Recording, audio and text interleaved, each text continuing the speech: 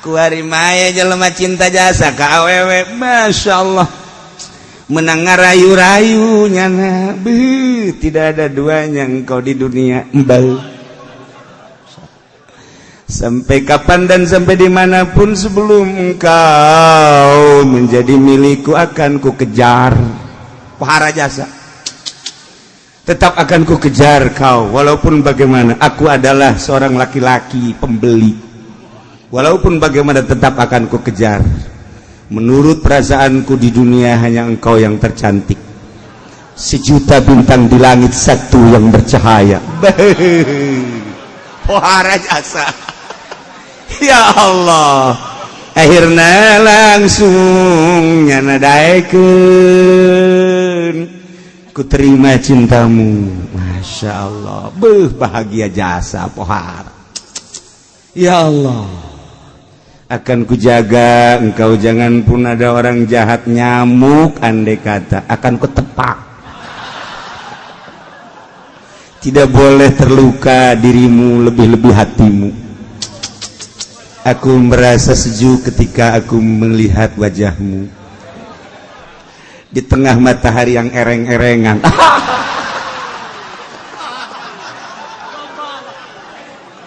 Masya Allah, Karim. Akhirnya lalakina menyintai kawawedawan agak gitu kena saling menyintai. Tapi ngaranna ge lalaki mah gombal neuleuh awewe anu leuwih geulis deui, padahal mah bobogan geus sataun dua ka taun pindah cintana kanu sejen, tinggal awewe bae ngap bae. Masya Allah, surga yang kau janjikan, neraka yang kau berikan. Manis yang kau janjikan tapi pahit yang kurasakan. Wow, pohara jasa. Dulu kau berlutut di kakiku untuk mendapatkan cintaku hingga terbuka hati-hatiku, pintu hati. Wow, pohara jasa itu bahasa. Ya Allah, ya Rabbi, pohar. Tetapi setelah aku mencintaimu, engkau begitu mudah meninggalkanku. Akhirnya mesantren ke Grogol. Pesantren ke Grogol akibat cinta, kemudian putus cinta anak ke Grogol.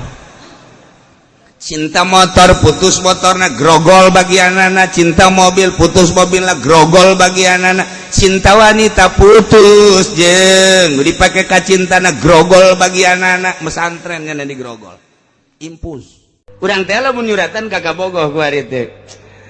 Engkau adalah kekasihku tercantik di dunia. Tidak tahan aku ketika aku memandang wajahmu. Terik matahari yang panas menjengat ketika aku melihat wajahmu, teduh rasanya. Eta pohara jasa, tetep pohara jasa. Pohar jasa, berjuta bintang di langit satu yang bercahaya. Masya Allah, wassalam Jeki. Dibaca kok itu ngeleket teh, eta bisa teh asa jauh jeung nyana. Jauh teh jeung bebene, urang bisa kos kitu. Ketika urang hareup-hareupan jeung bebene, wajahmu ditolol atuh. Geus lain ulah-ulah geus wajahmu geus deket mah toel. Geus toel, geus ulah wajahmu kuari mah geus. Geus bae langsung toel, urang lagi peureum ge ditoel-toel terus. Geus lain wayah ngomong. Lamun jauh urang ngomong. Lamun deket ba atuh geus sulit aku berbicara di hadapanmu.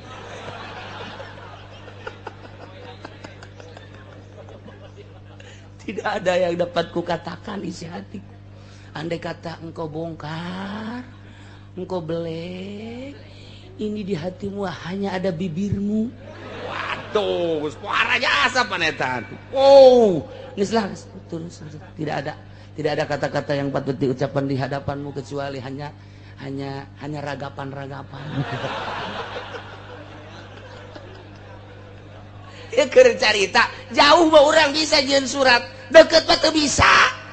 entah bisa orang dijauh mah dijauh santri kayak kukala sok kadenge halo Sarwiti I love you coba deketkeun ka awewena tek ceuli datang ka bisa aku cinta padamu wow galedeg sing geleger moal bisa tanya ke Allah nu jauh bisa alhamdulillahirabbil alamin terjemahkeun ku hate terus ar-rahman ar-rahim maliki yaumiddin terjemahkeun ku hate jauh jeung Allah masih jauh amun deket mah sia naonan cek Allah atuh aing aya di diri sia sih sia make jeung alhamdulillahan Allahu akbar atuh geus nyaho aing akbar ku sia kunaon disebut atuh kumaha atuh atulah disebut atuh sia aing geus aya di dinya mentak sholat lagi beda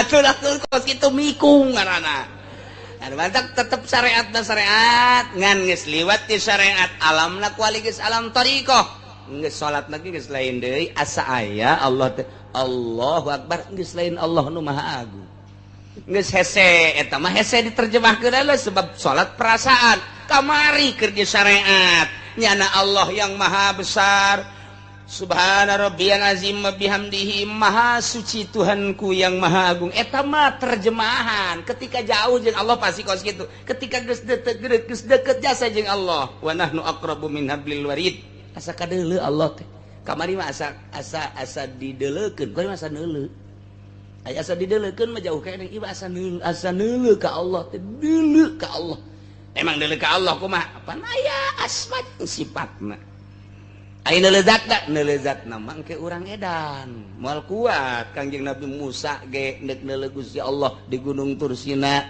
eta teh lain edan-edan teh sakar ngaranna sakar teh fana ngaranna poho tina dunya inget ngan ka Allah doang fana ngaranna tah kuari urang tah lamun luhur pangkat kos gitu bae ketika salat teh Allahu akbar geus hese jaritakeunana terus babacaan teh asa ditungtun ku Allah asa Allah bae ieu mah keur carita deketna ka Gusti Allah nah iyalah innama yastajibul ladzina yasma'un Muhammad deui anu bakal ngaijabah kana pangajak anjeun sehingga nyana jadi iman ka anjeun iman ka kaula alladzina yasma'una jelema nu ngadarangekeun setelah ngadenge terus nyana maham terus nyen itibar nyen contoh leketeh hatena teh nu diucapkeun ku Muhammad teh bener pangeran teh Allah alladzi khalaqas samawati wal ardh al-zahir wal batin terus warrahmanur rahimul malikul qudus salamul mu'minul muhaiminul azizul jabbarul mutakabbir terus teh asma-asma Allah ngaranna ta ieu Gusti Allah teh kos kitu tah bener Muhammad teh diutus ku Gusti Allah jadi rasul Allah lantaran dibere mukjizat bentukna Al-Qur'an digawe naon belajar henteu sakola henteu masantren henteu guguru henteu ngaguru henteu tapi ternyata bisa lamun lain mukjizat moal bisa nu mantak mukjizat teh sambarangan teu sakabeh jelema bisa maca Al-Qur'anul Karim teu sakabeh jelema dibere mampu maca mukjizat teu sakabeh jelema bisa mampu nerangkeun mukjizat teu sakabeh jelema ngajelaskeun mukjizat bisa lantaran eta mah jelema pilihan Allah. Nah, ieu mukjizat teh lamun urang ngadengekeun urayan Al-Qur'an leket hate al-mujiz teh hartina ngapeskeun. Urang jawara geledegan ngadenge urayan Al-Qur'an. Eueuh nanaonan horeng awak aing. Janu gagah mah Gusti Allah.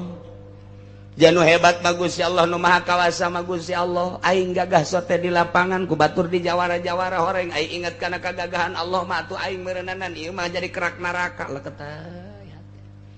Ketika aya kiai pohara jasa ilmuna kemudian ngadenge urayan Al-Qur'an wa ma utitum minal ilmi illa qalila mun hayang nyaho anjeun ilmu Allah mah tah ilmu Kangjeng Nabi Musa bae heulanana nu sakitu hebatna ilmu Kangjeng Nabi Khadir bae nu sakitu hebatna lantaran kahebatanna teh geus hese ngajag-jagna dibandingkeun jeung ilmu Allah mah dibayangkeun ku Gusti Allah aya simeut aju simet sukuna dikalautkeun sanggeus sakitu nyana kaluhur aya ngeclak cai dina suku simet nyaksak deui ka laut cak Kangjeng Nabi Khidir ilmu urang jeung ilmu maneh teh dibandingkeun jeung ilmu Allah mah lir teu beda jeung nu ngeclak tina suku simet ka laut tah laut ilmu Allah ilmu urang mah nu ngeclakna atuh leutik saha lain papah tah cak Kangjeng Nabi Khidir geus kiai profesor dokter anu sok itu hebatna agung ku ilmuna sasar sia mata kaju ka Golkar ge ngarasa agung